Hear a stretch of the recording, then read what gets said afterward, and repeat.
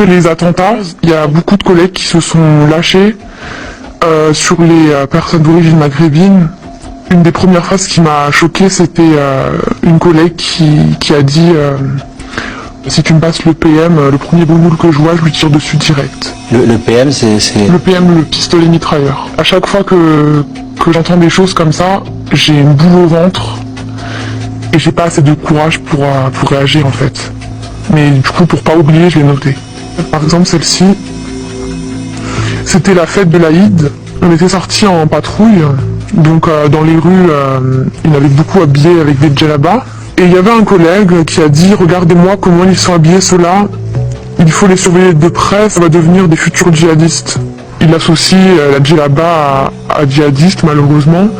Les contrôles aux faciès, il le tournait un peu à l'humour en me disant « Regarde, tu paries, on va contrôler ces deux noirs, tu verras, il y aura forcément quelque chose. » J'ai une fois entendu un collègue qui disait « Je vais pas perdre mon temps à contrôler monsieur tout le monde, alors que j'ai plus de probabilité de tomber sur un délit si je contrôle un arabe. » Ces situations de racisme, donc, elles touchent les citoyens, les habitants des quartiers populaires, mais elles touchent aussi les policiers. Oui, il m'est déjà arrivé de vouloir dire bonjour à un collègue et qui me disent « Non, moi je dis pas bonjour aux arabes. » Sinon, un jour, il y a un collègue qui est revenu de ses congés et il a sorti comme ça, naturellement.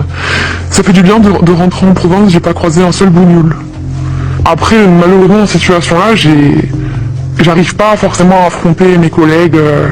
J'ai pas envie, j'ai peur des conséquences, qu'on me catégorise, qu'on me mette de côté, qu'on me bloque dans ma carrière, etc. Donc c'est pas quelque chose de simple.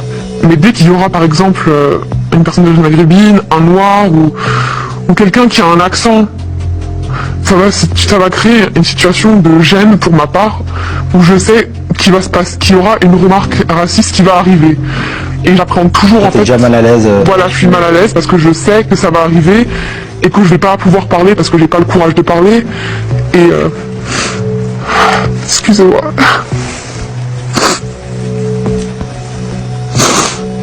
Désolé. Parce qu'en fait, du coup, je revis les situations